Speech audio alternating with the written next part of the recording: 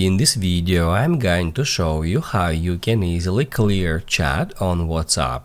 Be sure to watch the video to the very end so you don't make any mistakes. And of course, do not forget to like this video and subscribe to my channel. Thanks guys.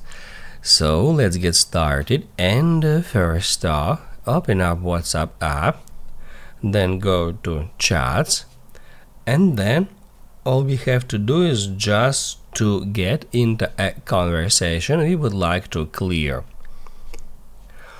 Once you've done that, tap right here at the very top at your contact's name or at a phone number in my case, and then just scroll down to the very bottom where you can easily find the clear chat.